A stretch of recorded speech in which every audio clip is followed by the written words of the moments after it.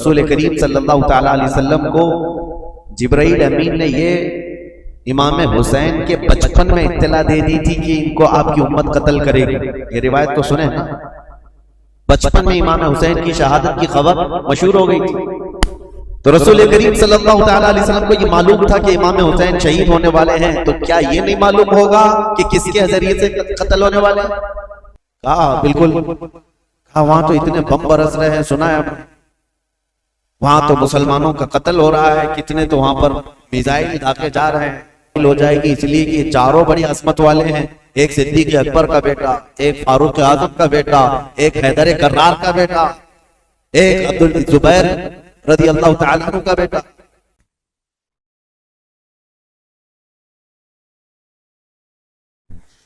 السلام علیکم دوستو, میرے بھائیوں, میری بہنوں. جیسے کہ ٹائٹل میں آپ دیکھ رہے ہوں گے, داستان کربلا یا کربلا کی داستان, مفتی سلمان اجہری صاحب نے پوری بیانات, پوری باریک سے باریک چیز کھول کر کے بتائی ہے. کربلا کا جو مسئلہ ہے شروع سے لے کر آخر تک باریک سے باریک چیز کھول کر کے بتائی ہے کہ کس طرح سے یہ سب ہوا, کس طرح سے امام حسین رضی اللہ عنہ کو جو ہے وہاں بلایا گیا. میں تو پوری تقریر سن رہا ہوں, زیادہ میں نے بولا بھی نہیں, اور دل اندر سے نرم ہو گیا یہ پوری تقریر سننے کے بعد میں. آپ بھی سنیے, آپ بھی سننے کے بعد میں طے کیجئے, آپ کا دل بھی پسیج جائے گا. داستان کربلا سننے کے بعد میں پوری باریکی کے ساتھ بتایا گیا ہے, پوری کوئی چیز میں مولانا صاحب نے نہیں چھپائی ہے. اور ایک گزارش آپ سے ہے کہ اگر آپ میرے چینل پر نئے ہو تو میرا چینل ضرور سبسکرائب کیجیے گا, سپورٹ کیجیے گا. آپ کی سپورٹ کے بنا میں بالکل بیکار ہوں. آپ سپورٹ کریں گے تو مجھے ہمت ملے گی, اور اسی طرح کی اور ویڈیو بھی آپ کے لیے میں لے کر آؤں گا انشاءاللہ. اللہ سے دعا کرتا ہوں کہ آپ سب لوگ سلامت رہیں, خوش رہیں, اور بیانات کو ضرور سنیے گا. میں اس کو تھوڑے پارٹ میں ڈیوائیڈ کر کے اپلوڈ کرتا رہوں گا انشاءاللہ. پھر ملاقات ہوگی نیکسٹ ویڈیو کے لیے, تب تک کے لیے خدا حافظ. السلام علیکم رحمۃ اللہ وبرکاتہ. تو شروع کرتے ہیں تقریر. برادران ملت اسلامیہ, السلام علیکم ورحمۃ اللہ وبرکاتہ. الحمدللہ الحنان المنان الذي خلق الانسان وعلمه البيان, والصلاة والسلام على رسوله سيد الانس والجان وعلى آله واصحابه ذوي الخير والإحسان. اما بعد, فاعوذ بالله من الشيطان الرجيم. بسم الله الرحمن الرحيم. قل لا اسألكم عليه اجرا الا المودة في القربى. صدق الله مولانا العظيم, وبلغنا رسوله النبي الأمين المتين المختار الكريم, ونحن على ذلك من الشاهدين والشاكرين, والحمد لله رب العالمين. بارگاہ رسالت مآب صلی اللہ تعالی علیہ وسلم میں درود پاک کا ہدیہ پیش کریں. اللہم صلی علی سیدنا و مولانا محمد معدن الجود والکرم, وآلہ واصحابہ الکرام وابنہ الکریم, وبارک وسلم صلاة دائمة سرمدا ابدا. عزیزان گرامی وقار, آج محرم الحرام کی 10ویں شب ہے, اور یہ شب غریباں بھی ہے. اس شب میں تاریخ کی بہت ساری ایسی سچائیاں چھپی ہوئی ہیں کہ جن کو بیان کرنے کے بعد دل رکھنے والے مومن کا کلیجہ منہ کو آ جاتا ہے. خاندان رسول صلی اللہ تعالی علیہ وسلم کے نونہالوں کی ایک عظیم تاریخ آج کی رات سے وابستہ ہے, اور ہم نے یہ جو 10 روزہ مجالس سجائی محرم الحرام کی, اس کا خلاصہ آج کی رات ہے. کیونکہ ہر سال یہ 10 مجلسیں جو ہوتی ہیں پہلی محرم سے لے کر 10ویں تک, ہم ان میں الگ الگ موضوعات پر گفتگو کرتے ہیں, اور اس سال ہمارا یہ دستور تھا کہ تاریخ اسلام آپ کے سامنے رکھنی تھی جو رسول کریم صلی اللہ تعالی علیہ وسلم کی بعثت سے پہلے، آپ کے اعلان نبوت سے پہلے سے لے کر جو عرب کے سیاسی، مذہبی، اخلاقی حالات اور پوری دنیا کے حالات اور دنیا کا، عرب کا جغرافیہ آپ کے سامنے رکھا، اور پھر نبی کریم صلی اللہ تعالی علیہ وسلم کی دعوت سے لے کر اسلام کی نشو و نما، ترویج و اشاعت بیان کی گئی۔ ان 10 روزہ مجالس میں پھر آپ نے چاروں خلفائے راشدین کے زمانے اور ان کے زمانوں میں ہونے والی فتوحات اسلامیہ اور عظیم عظیم کارنامے اس سال آپ کو سنائے گئے۔ مقصد میرا یہی تھا کہ تاریخ کی سچائیوں سے آپ کو جوڑ دیا جائے، تاکہ کوئی بھی اسلام کا بدخواہ اور دشمن صحابہ یا دشمن اہل بیت، دونوں میں سے کوئی بھی آپ کے ذہن کو خراب نہ کرے اور تاریخ کو ون سائیڈ بتا کر یا ایک حصے کی تاریخ بتا کر آپ کو گمراہ کرنے کی کوشش نہ کرے۔ اس لیے میں نے پوری تاریخ آپ کے سامنے رکھی۔ تاریخ اسلام میں اسلام کی سرحدیں مدینہ طیبہ کی سرحدوں سے نکل کر کہاں کہاں تک پہنچی، آپ نے سماعت کیا۔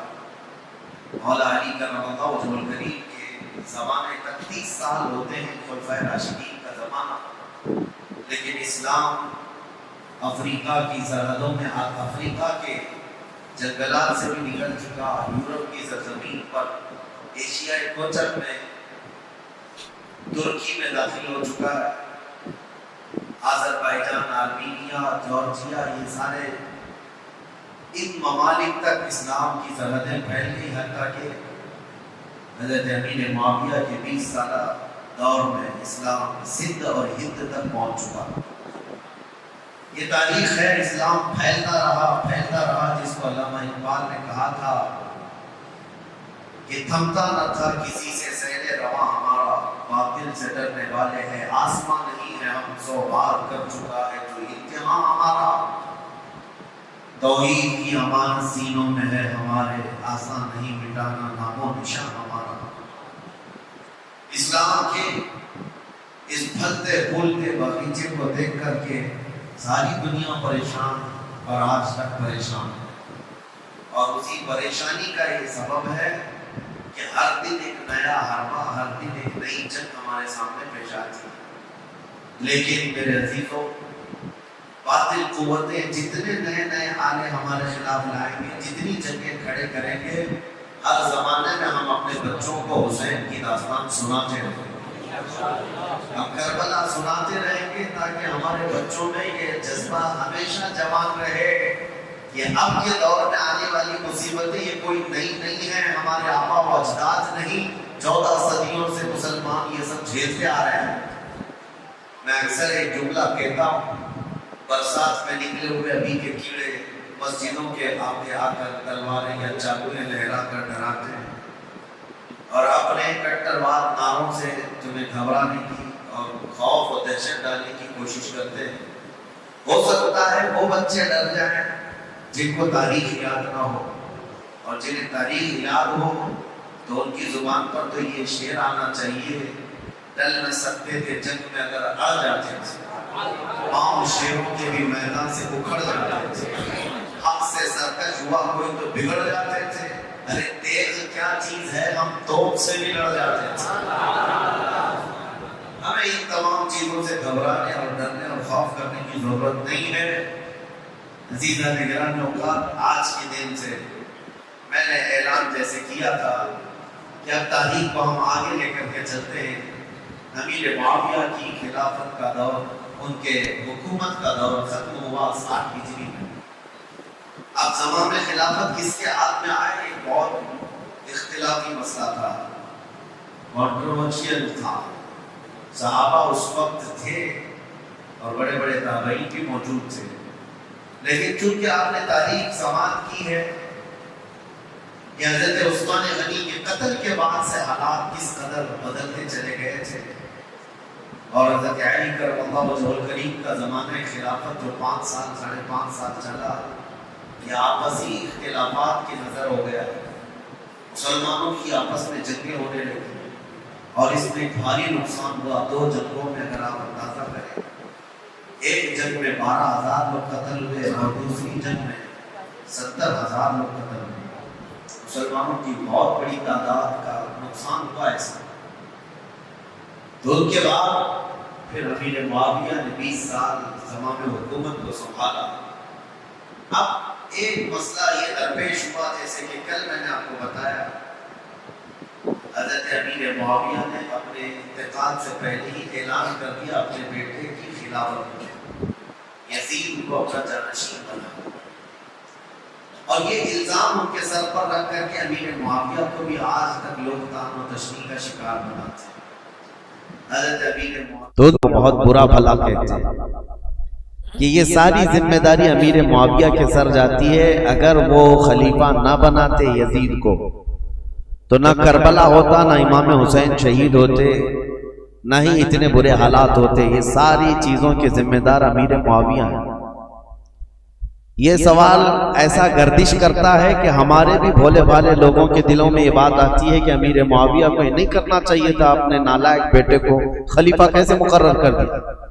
پہلی چیز تو یہ ہے کہ کوئی ایک روایت بھی ایسی ثابت نہیں کہ جس میں امیر معاویہ یہ جان بوجھ کر کے کہ اس کا فسق و فجور، اس کی نالائقی ان کو معلوم تھی، اس کے باوجود بنایا، ایسی کوئی روایت نہیں۔ ان کے زمانے میں یا ان کے سامنے یزید کا فسق و فجور علل اعلان نہیں تھا، ورنہ تو وہ صحابی رسول ہیں۔ ان کے بارے میں اس طرح کا طعن و تشنیع کرنے سے صحابی رسول کے عدل پر اعتراض اٹھ جائے گا۔ ان کے علم میں یہ چیز نہیں تھی، پہلی بات تو یہ ہے۔ اور اگر سوال یہ ہو ان کے اوپر کہ اگر وہ نہ بناتے تو اتنا سارا معاملہ ہی نہیں ہوتا، تو سوال تو حضور پاک صلی اللہ تعالیٰ علیہ وسلم کی ذات پر بھی تم کرنے لگ جاؤ گے۔ اعتراض کرنے والوں سے کہہ رہے ہیں کہ حضور صلی اللہ تعالیٰ علیہ وسلم تو مخبر صادق ہیں، غیب کی خبریں جاننے والے رسول کریم صلی اللہ تعالیٰ علیہ وسلم کو جبرائیل امین نے یہ امام حسین کے بچپن میں اطلاع دے دی تھی کہ ان کو آپ کی امت قتل کرے گی۔ یہ روایت تو سنیں نا، بچپن میں امام حسین کی شہادت کی خبر مشہور ہو گئی تھی، تو رسول کریم صلی اللہ تعالیٰ علیہ وسلم کو یہ معلوم تھا کہ امام حسین شہید ہونے والے ہیں، تو کیا یہ نہیں معلوم ہوگا کہ کس کے ذریعے سے قتل ہونے والے ہیں؟ تو یزید کے ذریعے سے اگر امام حسین قتل ہونے والے معلوم ہیں حضور کو، تو حضور صلی اللہ تعالیٰ علیہ وسلم امیر معاویہ کو بلا کے وصیت کر جاتے کہ اے معاویہ، جب تیرے گھر کوئی بیٹا پیدا ہو یزید، اس کو خلیفہ کبھی نہ بنانا، ورنہ میرا نواسہ قتل ہو جائے گا۔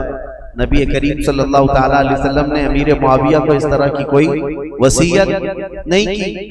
تو اعتراض کرنے والے یہ بھی کر سکتے تھے یا یہ بھی کریں گے کہ رسول اللہ صلی اللہ تعالیٰ علیہ وسلم نے وصیت نہیں کی معاویہ کو، جس کی وجہ سے کربلا جیسے حالات پیش آ گئے اور حسین اعظم کا قتل ہو گیا۔ بلکہ میں تو یہ کہوں گا جن کی عقل ٹھکانے پر نہیں ہے وہ تو یہ بھی اعتراض کریں کہ اللہ کی ذات پر اللہ نے یزید کو پیدا ہی کیوں کیا؟ کیا رب تعالیٰ نہیں جانتا تھا؟ اللہ رب العزت کے علم میں ہر شے ہے۔ معاملہ یہ ہے میرے عزیزوں، بہت سارے معاملات اگر تم کسی پرٹیکولر ایک ہی آدمی پر اعتراض کرو گے تو یہ حالات اور تقاضے کے مطابق نہیں ہے۔ بہت سارے معاملات ایسے ہیں جو اس روئے زمین پر صرف امتحان کے لیے لائے گئے ہیں۔ یہ دنیا دار العمل ہے، یہ دنیا دار الامتحان ہے۔ یہاں ہر کوئی اپنا امتحان دینے آیا ہے، اور جو سوالات اس طرح کی گردش کرتے کچھ ان کی طرف سے کچھ ان کی طرف سے، آپ کو پتا ہے اللہ کا کروڑوں احسان ہے کہ رسول کریم صلی اللہ تعالیٰ علیہ وسلم کی حدیث یاد کرو۔ حضور صلی اللہ علیہ وسلم نے حضرت علی سے فرمایا تھا کہ اے علی، ایک جماعت ایسی ہوگی جو تم سے محبت میں مبالغہ کرے گی، غلو کرے گی، اوور کرے گی اور گمراہ ہو کر دوزخ میں جائے، اور ایک جماعت ایسی ہوگی جو تم سے دشمنی کرے گی، نفرت کرے گی اور وہ بھی دوزخ میں جائے گی۔ بس وہ لوگ جنتی ہیں جو درمیان میں ہیں. حضرت علی رضی اللہ تعالیٰ عنہ کی اتنا برابر بھی توہین نہیں کرتے اور ان کی محبت میں عقیدت میں اتنا غلو نہیں کرتے کہ ان کو نبی کے درجے تک پہنچائے. اور اس جماعت کا نام اہل سنت و جماعت. اور الحمدللہ ہمیں اس بات کا فخر ہے کہ ہم مولا کائنات علی مرتضیٰ کی تعظیم کرتے ہیں, تکریم کرتے ہیں, لیکن نبوت کے درجے تک نہیں پہنچاتے. اب یہ معاملہ اور کچھ جماعت ایسی ہے جو حضرت علی کا ہمیشہ تان و تشنیع کرتے رہتی ہے, گستاخیاں کرتی رہتی ہے. تو اے سنیو تم فخر کرو, نہ تمہارا شمار اللہ نے کھٹملوں میں رکھا ہے نہ چوہوں میں رکھا. الحمدللہ الحمدللہ کہ رسول پاک صلی اللہ تعالیٰ علیہ وسلم کے ان شیروں میں ہمارا شمار ہے جو حق بولتے ہیں اور ہر حق پر قائم رہتے ہیں. ہوتا یہ ہے کہ ادھر سے بھی ادھر سے بھی فساد مچایا جاتا ہے. حضرت علی کے خلاف کچھ جماعتیں بولتی ہیں, حضرت امیر معاویہ کے خلاف کچھ جماعتیں بولتی ہیں. اب حضرت علی رضی اللہ تعالیٰ عنہ اور کربلا کے واقعات کے متعلق جو لوگوں کو پیٹ میں درد ہے اور یہ کہتے ہیں, یہ مولانا لوگ بڑے بڑے واقعات سناتے ہیں, لمبی داستانیں سناتے ہیں, کربلا کے میدان میں یہ ہوا وہ ہوا. حسین اعظم کربلا کے میدان میں گئے تھے, ان کے سامنے ان کے بچے شہید ہو رہے تھے, کٹ رہے تھے. اور حسین کون ہے؟ رسول اللہ کے نواسے. حسین کون ہے؟ علی کے بیٹے. حسین کون ہے؟ فاطمہ کے جگر گوشت. ان کے ساتھ نسبتیں رضوان اللہ تعالی علیہ مجمعین. اتنے بڑے حسین اعظم اور صحابی رسول ہیں جس کے درجے کو کوئی غوث بھی نہیں پہنچ سکتا. یہ بات تو طے ہے. اب یہ سوال چوہوں کی طرف سے جو یہ کہتے ہیں کہ جب کربلا کے میدان میں وہ اپنے بچوں کو نہیں بچا سکے تو پھر کوئی غوث اور کوئی قطب کوئی ولی تمہارے پکارنے پر تمہاری مدد کیسے کر سکتے ہیں؟ تو ہمارا بھولا بھالا جوان جس کو پٹی پڑا دی جاتی وہ سمجھتا ہاں کربلا کے میدان میں جب حسین اپنے بچوں کو نہیں بچا سکے تو پھر دوسرے ولی کیا بچائیں گے, اور کیوں ہم دوسرے اولیاء کو پکاریں گے مدد کے لیے. یہ اس طرح کے شوشے چھوڑے ہوئے ہیں. پہلے تو ان ظالموں کو یہ جواب دو, حسین اعظم رضی اللہ تعالیٰ عنہ کو کربلا کے میدان میں جان بچانے کے لیے نہیں بھیجا گیا تھا بلکہ اپنی جان دے کر اسلام بچانے بھیجا گیا تھا. وہ وہاں جان بچانے نہیں گئے تھے بلکہ اپنی جان کی قربانی دے کر اسلام بچانے گئے تھے. اگر وہ کوشش فرماتے یقیناً پورا دریائے فرات ان کے قدموں پر موجیں مار رہا ہوتا. حقیقت بات ہے میرے عزیزوں, وہ دارالامتحان میں تھے. امتحان کے وقت وہ امت کو ایک عظیم درس دینے گئے ہوئے تھے. اس سے یہ ثابت نہیں ہوتا کہ وہ مدد نہیں کر سکتے, یہ مدد نہیں کر سکتے. ہم بغداد شریف میں تھے اور واپس آئے زیارت کی. ایک صاحب سے ہماری ملاقات ہوئی, انہوں نے کہا اچھا مولانا بغداد سے جا کر آ رہے ہیں, آپ کی جماعت تو غوث پاک کہتی ہے. کہا بالکل. کہا وہاں تو اتنے بم برس رہے ہیں, سنا ہے وہاں تو مسلمانوں کا قتل ہو رہا ہے, کتنے تو وہاں پر میزائل داغے جا رہے ہیں. کہا ہاں سنا ہے, ہو بھی رہا ہے, حقیقت ہے, ہم دیکھ کر کے بھی آئے. کہا تو پھر غوث کیا کر رہے ہیں آپ کے؟ کیا ان کو بغداد والوں سے محبت نہیں ہے؟ میں نے ان سے سوال کیا, غوث پاک کو بغداد والوں سے جتنی محبت نہیں ہوگی, اس سے کروڑوں درجے اللہ کو مومنوں سے محبت ہے. میں پوچھا اللہ کیا کر رہا ہے؟ یہ ولی کا مقام بعد میں ہے, اللہ کیا کر رہا ہے؟ کیا اللہ تعالیٰ کو ان مومنوں سے محبت نہیں ہے؟ نادانوں, اگر یہی سوال کرنا ہو تو پھر بدر میں, احد میں, خندق میں, ہر جگہ سوال یہ کرنا پڑ جائے گا کہ رب تعالیٰ نے مومن جماعت کی نصرت کیوں نہیں کی.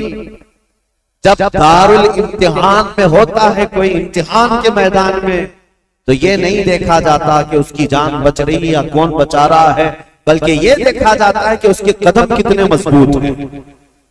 استقامت کا امتحان ہوتا ہے. بہرحال سوالات بہت, اعتراضات بہت, اور ہمارا وقت اس میں ختم ہونا چلے جائے. ہم تاریخ کی طرف آتے ہیں. معاویہ بن ابی سفیان رضی اللہ تعالیٰ عنہما, ان کے انتقال کے بعد یزید تخت خلافت پر بیٹھ گئے, جبکہ بڑے صحابہ کی منظوری نہیں تھی, اتفاق نہیں تھا. اور جو صحابہ موجود تھے اس میں حضرت عبد الرحمن بن ابو بکر، حضرت ابو بکر صدیق کے بیٹے عبد الرحمن، حضرت عمر کے بیٹے عبداللہ، حضرت زبیر کے بیٹے عبداللہ بن زبیر، یہ بڑے صحابہ اس وقت تھے، اور حضرت حسین ابن علی رضی اللہ تعالی، ان چاروں نے انکار کر دیا تھا کہ یزید کی تولیت یا اس کی خلافت کو ہم تسلیم نہیں کرتے۔